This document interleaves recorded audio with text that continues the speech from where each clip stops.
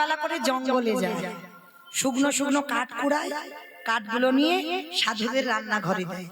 আর সাধুরা তো জানে না, ভাবে অন্য কেউ গুড়িয়ে রেখেছে, আর ওই জ্বালানি কাঠে তারা রান্না করে প্রসাদ পায়। আর এতেই সবরই চুরি করে সাধু সেবা হয়ে যায়। একদিন সাধুরা বলা বলি করছে, হ্যাঁ রে, এত এত ভালো ভালো কাঠ কে জোগাড় করে দেয় রে? বলে দাঁড়া, আজকের আমরা হাতে নাতে ধরবো। সমস্ত সাধুরা জেগে বসে আছে, আর সবরই রাতের অন্ধকারে ওই কাঠের বোঝাটা নিয়ে গুটি গুটি পায়ে গিয়ে, ছোট 6 বছরের মেয়ে তো, কাঠের বোঝাটা নিয়ে সাধুদের রান্না করে ধুম করে, আর যেই না ফেলেছে সঙ্গে সঙ্গে সাধু দলেরা ওই মেয়েটার হাতটা ধরেছে।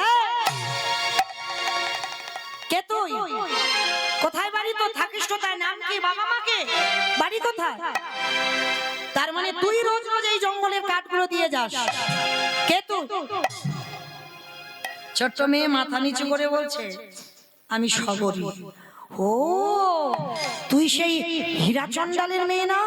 তুই সেই ছোট জাতের মেয়ে না?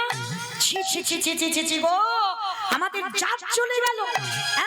ছোট জাতের মেয়ে, নিচ জাতের মেয়ে, মেলচ্ছ জাতি, আজকে তোর জ্বালানি করা কাঠে আমরা রান্না করে প্রসাদ খাই? দেখাচ্ছি মজা তোর, দাঁড়া। সবরই মাথা নিচু করে হাত জোড়ো করে বলছে, বাবা ঠাকুর, তোমরা যে এত করে আমাকে বলছো আমি ছোট জাত ছোট জাত ছোট জাত, আচ্ছা আমার ভগবান তো কোনোদিন জাত জাত করেনি।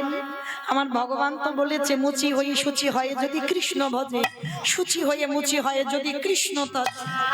আমি ছোট জাত তো কি হয়েছে? আমার কি অধিকার নেই? আমি ভগবানের ভালোবাসতে পারি না? ছোট্ট মেয়েটার কথা শুনে বলছে, এইটুকু মেয়ে তোর কাছ থেকে আমরা জ্ঞান অর্জন করবো? দেখাচ্ছি মজা, দাঁড়া। ওই জ্বালানি কাঠ টেনে নিয়ে সবরীকে মারছে, দূর হয়ে যা, বেরিয়ে যা। দয়া মা,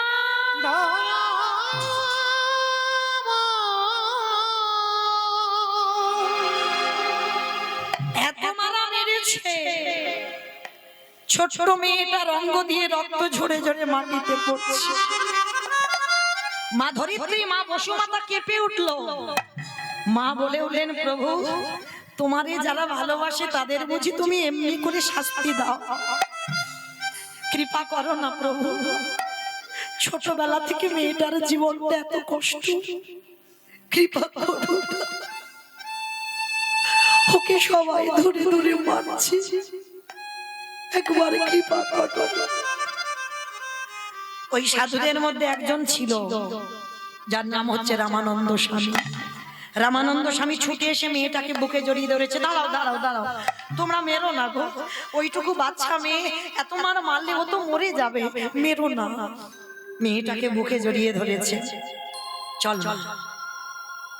আচ্ছা মা, এত কাঁদে, এত ভক্তি মেয়েটার, কৃপা হচ্ছে না কেন? এখনো দেহটা শুদ্ধ হয়নি। নদীর ঘাটে, এ ঘাট থেকে ও ঘাটে যেতে গেলে বাবা নৌকাতে তো চাপতে হবে, তবে তো তুমি নদীর এ ঘাট থেকে ও ঘাটে যেতে পারবে। আর আমাদের এই ভব নদীটা পার হতে গেলে, সংসার রূপ সমুদ্র পাড়ি দিতে গেলে আমাদেরও তো গুরুচরণ ধরতে হবে। গুরুরূপী কান্ডারিকে আশ্রয় করো, তারপরে তুমি সংসার নদী পার হয়ে তবে তুমি গোবিন্দ চরণে যেতে পারবে। যারা ধরণী গুরুচরণ, অবশ্যই করি গুরু আশ্রয় করো। গুরুদেব দেহ শুদ্ধ করলে তবে তুমি পরমাত্মা রূপী ভগবানের দর্শন পাবে। গুরুপাদ পদ্ম হৃদয় ধরে ভজন করতে হবে। সবরই এত কাঁদে, কৃপা হয় না কেন? দীক্ষা হয়নি। রামানন্দ স্বামী সবরীর গুরুদেব ছিল। রামানন্দ স্বামী বলছে, এই মা সবরী, আয়, আজকের আমি তোকে রাম মন্ত্রে দীক্ষা দেব। আর শোন, একটা কথা বলে যাই মা, যা কিছু খাবি আমার প্রভুকে দিয়ে খাবি। বাবা, আমার তো কিছু নেই দেওয়ার মতো। কে বলেছে? কে বলেছে? ভগবান কি ডালা দিয়ে সাজিয়ে দিলে খায়? ভগবানের একটা নাম হচ্ছে ভাবগ্রাহী জনার্দন। ভক্ত যদি খায় তুমি দিতে পারবে না।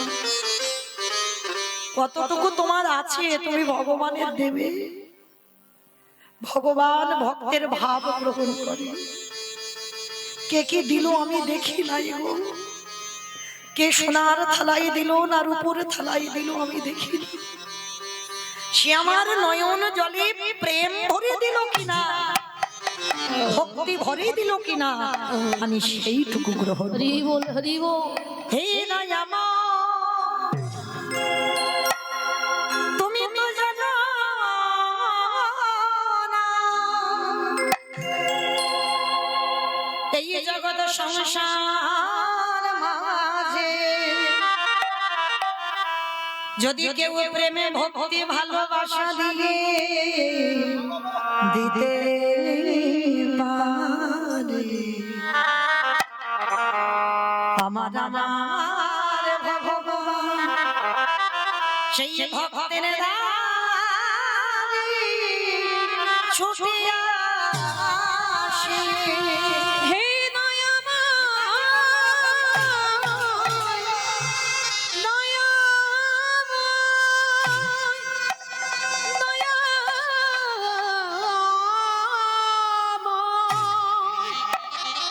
দয়া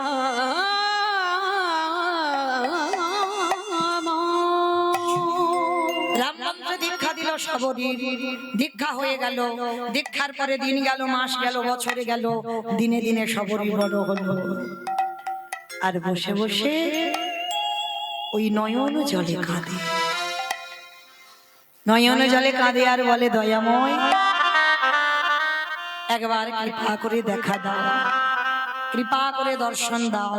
ভুলি গৃহ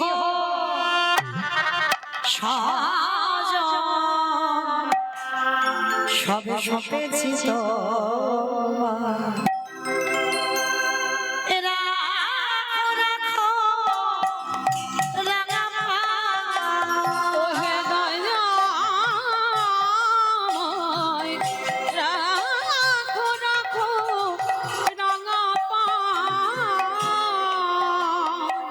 সংসারে মরুভূমি নাহি তরু ছায়া, না নীলা দশা আননে ভয়। সংসারে মরুভূমি নাহি তরু ছায়া, না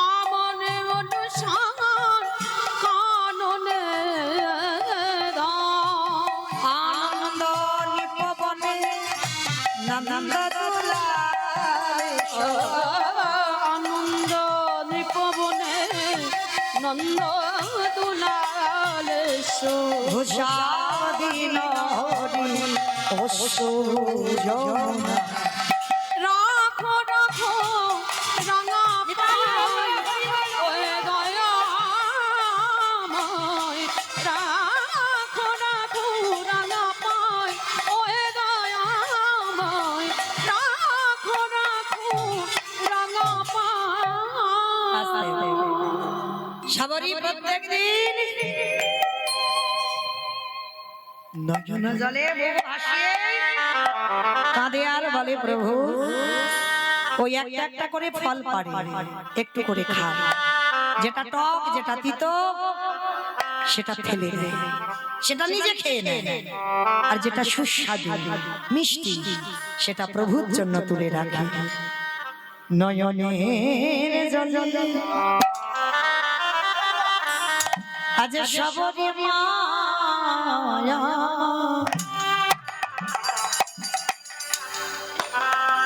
কাঁদে আর বলে, রামে দয়াময়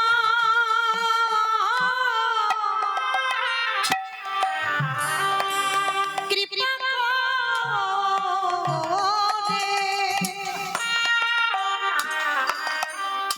একেবারে কৃপা করে তুমি আমার দুবারে এসে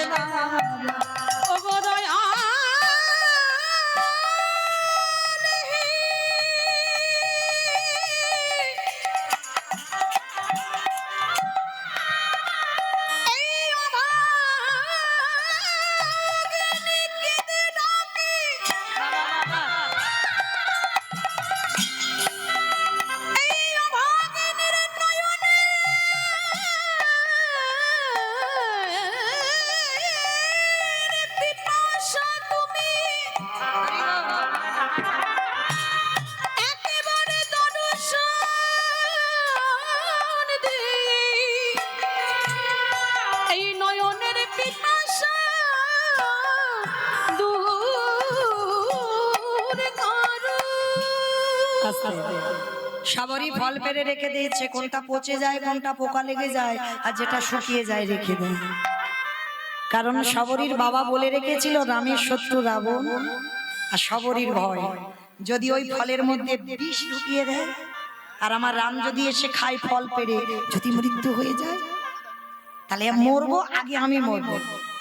প্রত্যেকটা ফল খেয়ে দেখে ভালোবাসা দেখেছে। আমরা বলি এটো ফল দিলে ভগবান খায় না, কে বলেছে খায় না? দিতে শেখো, সে জায়গাটা তৈরি করতে হবে। শ্রী শ্রী রামকৃষ্ণ পরমহংসদেব একবার করে শশা কামড় দেয় আর মাকে বলে না মা খা, কি গো বলে তো। যখন পায়খানায় বসেছিল দক্ষিণেশ্বরে ওই গঙ্গার পাড়ে, শশা বেঁচে যাচ্ছিল আর কচি শশা তো দেখে লোভ হলো, নিজের জন্য নয় মার জন্য নিয়ে যায়। সেই পায়খানা করা অবস্থা শশাটাকে নিয়ে ছুটে গেছে, গিয়ে মার মুখের কাছে ধরেছে, খানা মা। ও আমি খাইনি বলে খাবিনি, নিজে একবার কামড় দিয়েছে আবার গালে ধরেছে, খা। খাওয়াতে হয়, সেই শিক্ষাটা অর্জন করতে হবে, সে ভজনটা তৈরি করতে হবে। সবরই করেছিল, খেয়ে খেয়ে রেখে দিত। রামে দয়া কৃপা হয়ে গেল, একদিনে দরজা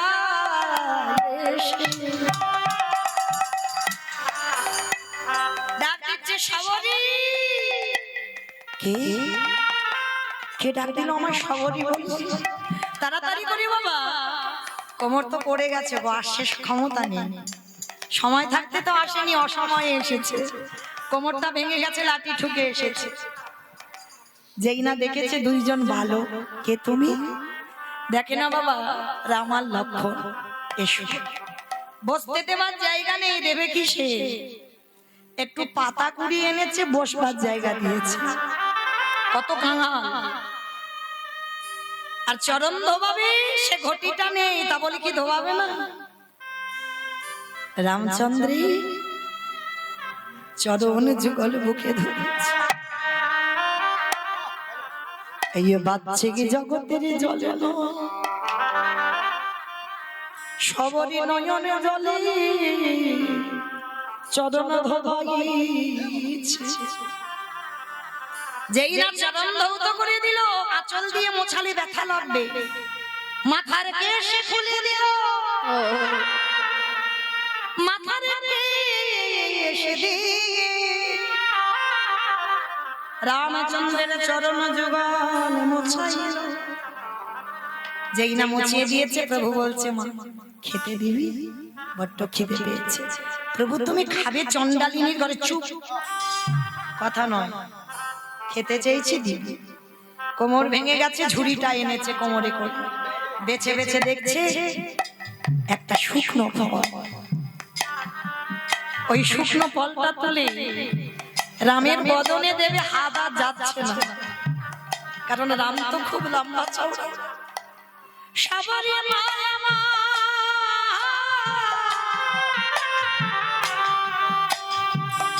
নয়ন জলে কাঁদে আর বলে হে দয়াল,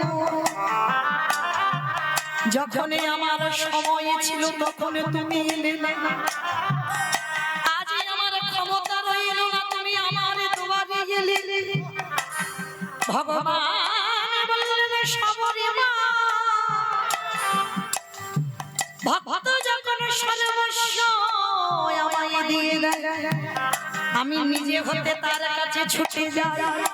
ভগবান মাথাটা নিচু করেছে, আরে সবরই ফলটা নিয়ে বদনে দিতে যাবে। এমন সময় পাশে ছিল লক্ষ্মণ, হাতটা ধরেছে,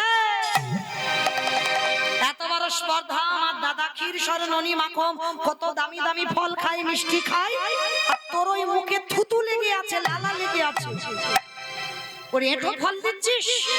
চন্ডালিনী ছোট জাত, ওই ফলটা নিয়ে লক্ষ্মণ কেড়ে নিয়ে দূর করে,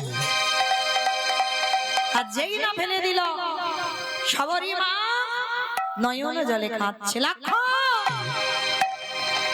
এই যে আমার ফল যখন ফেলে দিলে, একদিনে যদি আমি রামকে ভালোবেসে থাকি, একদিন যদি আমার নয়ন জলে তার চরণে যায়, এই যে ফল তুমি ফেলে দিলে, আমি তোমাকে অভিশাপ দিলাম, যেদিন তুমি মৃত্যুর সঙ্গে লড়াই করবে, এই ফল যেখানে ফেলে দিলে এই ফল থেকে একটা গাছের জন্ম হবে। ওই গাছের পাতা না হলে, ওই পাতার রস না হলে কোনোদিন তোমার প্রাণ বাঁচবে না গো।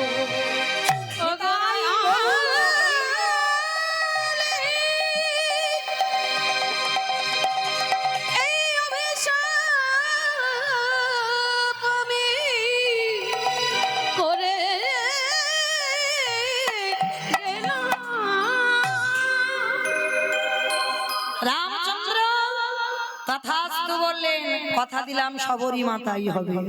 ফলটা যেখানে ফেললো, পড়লো কোথায়? গন্ধমাদন পর্বত। আর ওই এঁটো ফল থেকে সৃষ্টি হলো বিশল্য করলি পাতা। যখন রাম রাবণের যুদ্ধ হচ্ছিল, লক্ষণ শক্তিশালী পড়ল, হনুমান সুসেন বৈদ্য বলল বিশল্য করলি পাতা আনতে হবে। হনুমান চিনতে পারেনি, বেটা পর্বত চাজিয়ে এনেছিল। এনে যখন দিল, তখন রাম বলছে, আরে হনুমান, তুই পর্বত এনেছিস কেন? বলে, আনবো না, আমি তো চিনতে পারছি না কোনটা বিশল্য করলি পাতা।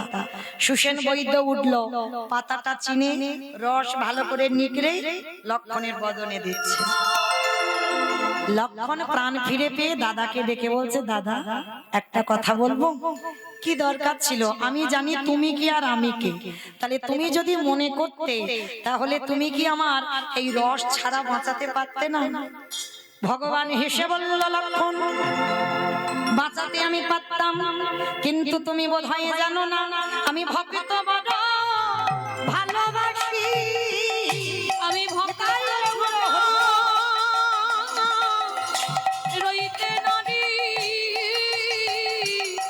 ভক্ত বড় ভালোবাসি। বলিয়ে যুগে নাই যুগে যুগে আমি ভক্ত বড় ভালোবাসি। আমি যুগে নাই যুগে আমি ভক্ত বড় ভালোবাসি। এই প্রতিজ্ঞা করে গেলাম, এ যুগে নয় যুগে এই প্রতিজ্ঞা করে গেলাম, এ যুগে নয় যুগে যুগে ভক্ত বড় ভালোবাসি। আস্তে। এইবার রঘুপতি রামচন্দ্র বললেন, লক্ষণ, মনে পড়ে শবরীর এঁটো ফল আমাকে খেতে দিলি না? থুতু লালা লেগেছিল বলে একেবারে চেয়ে দে। ওই শবরীর থুতু লালা লেগেছিল, যে ফল থেকে বিশল্য করলি পাতার জন্ম, সেই ফল আজ তোকে খেতে হলো। শবরীর মুখে থুতু তোর মুখে গেল। ওরে ভাই রে, এই জগতে আমি ভগবান হয়ে আমি নিচু উঁচু বিচার করি না। যে আমায় কায় মনোবাক্যে একবার ভালোবাসি, আমি সারা জীবন তার চরণের দাস হয়ে যাই। ওরে লক্ষণ, আমি ভক্ত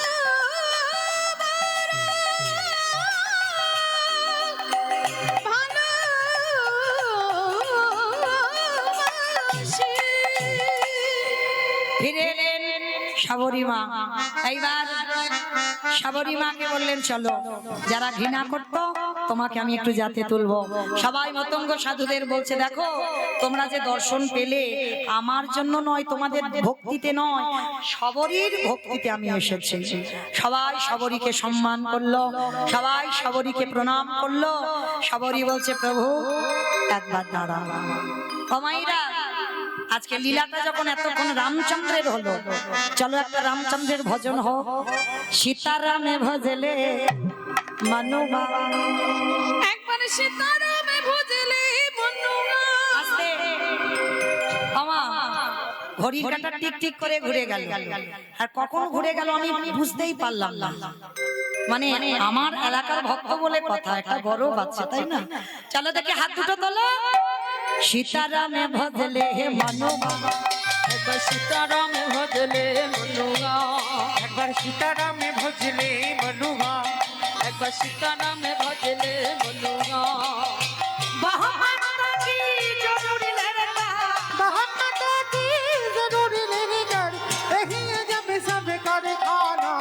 সীতারামে ভজলে মনুয়া একবার সীতারামে ভজলে মনুয়া একবার সীতারামে ভজলে মনুয়া আস্তে সাবরী বলছে প্রভু কবে তুমি আমার হাতের ফল খাবে? ভগবান রামচন্দ্র বলল সাবরী এজন্য তোর হাতের ফল খেলাম না, আগত তারপর যুগে আমি কৃষ্ণ হব, তুই মথুরার মালিনী হব, আর তোর হাত থেকে আমি ফল সেদিনই খাবো। শ্যামের বামে শ্যামের বামে আসতে আমাইরা সবাই আমার সঙ্গে একটু গাইবে গাইবে হরি বল। আমার দাদা ভাইয়ের একটা গান একটু অনুরোধ, তো চলেন একটা অনুরোধের একটু গান। সবাই দেখি হাত দুটো তোলো তো দেখি, সবাই দুহাতে তুলে বলি রে কৃষ্ণ না পরিবারে তোর সকল অনুষ্ঠান। আজকে আমি বলবো সবাই কিন্তু বলবে, সন্ধ্যাবেলায় তো আমাদের ভজন হয়ে যাবে। সবাই হরে কৃষ্ণ কৃষ্ণ কৃষ্ণ হরে হরে হরে রাম রাম রাম হরে হরে। বলো জোরে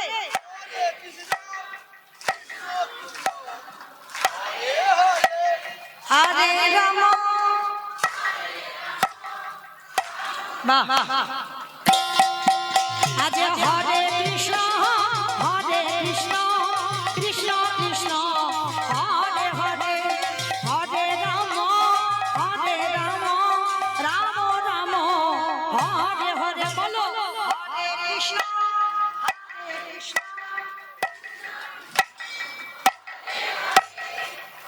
জোরে